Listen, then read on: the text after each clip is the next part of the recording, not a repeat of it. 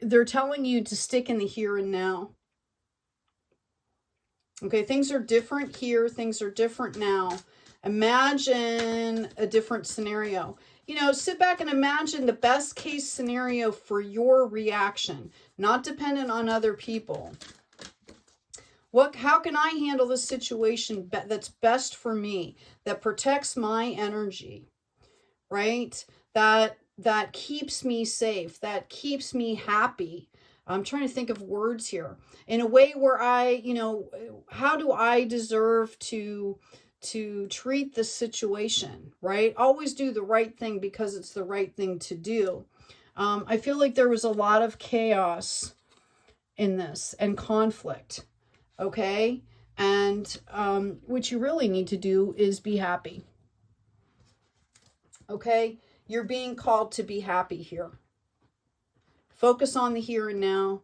Imagine the possibilities of your life being, what does that look like? Being the best it can possibly be. You know, if there was no obstacles in your life, what would your daily life look like? Ask these questions. What would you want to spend 2, 4, 6 hours a day doing? Okay, who would you want to spend your time with and why? Right? Is that healthy? Is it unhealthy? Does it promote my health? Does it promote healing? Does it promote growth? Is it in service to other people? Okay, we've got this fire fairy coming out. Creative action and optimism. You're being called out here, Aries. Fire fairy energy. You're a fire sign, right? And we've got risk number 40. Some of you could be kind of fearful about this. This is hitting hard and deep, I feel like. Movement in the flow. Take a note from your water signs here, where they're kind of always talking about being in the flow, right? You know, water is one of the strongest elements. It can move anything, right? If there's enough of it, if there's enough current, it can move anything, okay? Or it can go around things. It carves new pathways, okay? It can also sit and breed life, right? We have inner work. Okay, the divine brings me ideal situations for my inner healing. As I become aware of my weaknesses, I turn them into strengths. I direct my thoughts towards the light and see the positive side of every stage of my life. Darkness turns into courage. Thus, I get stronger. Okay, so, you know, we can identify risk. A question you can ask is, yes, this is maybe risky, but possibly this is something I feel like I need to do. How can I mitigate the risks? How can I make it less risky? If I put a plan in place, will that help? Now, obviously, we're not in control of everything, but, you know, there's ways to mitigate risk. There's ways to plan to at least help alleviate some of the fear of taking risks. 9 of Autumn. Reward yourself for all your hard work, being happily and successfully self-employed, cherishing your time alone. So this really speaks to the fact that, again, it's about self-care.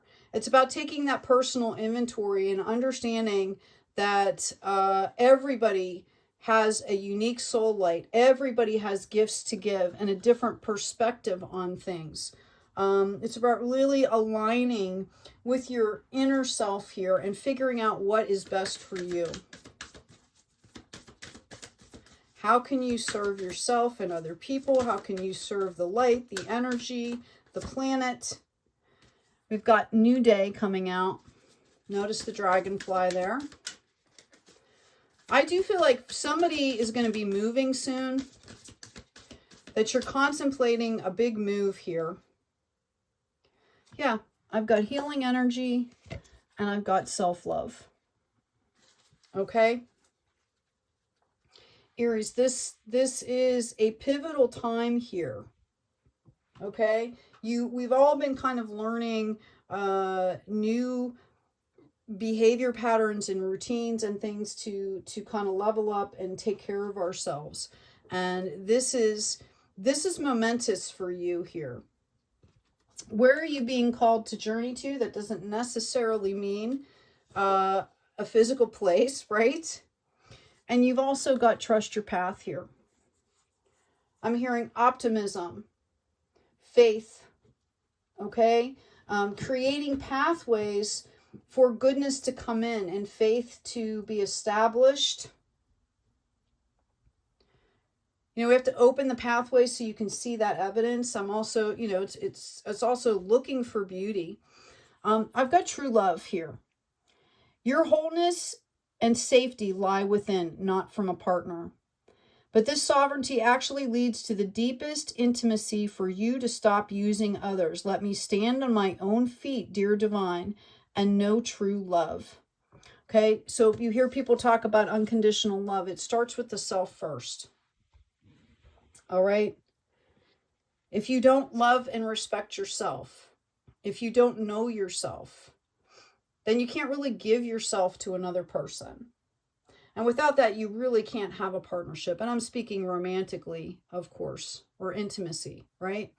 If you don't even know who you are, you're not giving intimacy, you know, there has to be an exchange there. And you have to come from a place of having something to exchange, knowing what you're exchanging, valuing yourself, right? Reading the energies, knowing that you're pulling in and giving to something that is giving back. One of the ways you can do that is you kind of test the energies a little bit. You give a little bit. If that person gives back, then you can give a little bit more. It's, you know, especially if these are new people. For some of you, I feel like you are setting off on a new path and a new location here. And I think you're feeling really, what do I want to say? Excuse me. I think you're feeling hesitant, resistant, fearful. Okay? And you want to clear that energy out, right? Because you want to present good energy to, especially if you're going to a new place. Some of you, this is going to bring in partnerships for you. Okay? They want you to know that the struggles are over unless you still need them, is what I'm hearing. All right? Aries, check out the description box. There's a couple downloads there. One's free, you can get for free. And then another one is Intro to Astrology, Intro to Tarot. They're printable. They're awesome graphics, good information, nomenclature, terminology, all that stuff, printable charts that you can use and reuse. Also, oh, I lost my train of thought there. The energy that I'm feeling here is, okay, I've been in a lot of like plays and things like theater, and it's the energy of like right before you go out on stage, you know that you're prepared, you've had the dress rehearsal, but it's like opening night jitters, right? Where you just kind of have to take really good care of yourself. You have to take care of your voice. You have to, right? But at the same time, you kind of have to just get over the hump, because as soon as it starts, it's like so much fun and everybody enjoys themselves, right? I also used to do that when I used to give lectures for on human trafficking. You know, I would get like really anxious before I would go out on stage or before I would go in front of a group. And as soon as I started talking, because I was very passionate about educating and raising awareness, immediately all that would fall away and I would just go, right? And it really was beneficial to myself, to other people.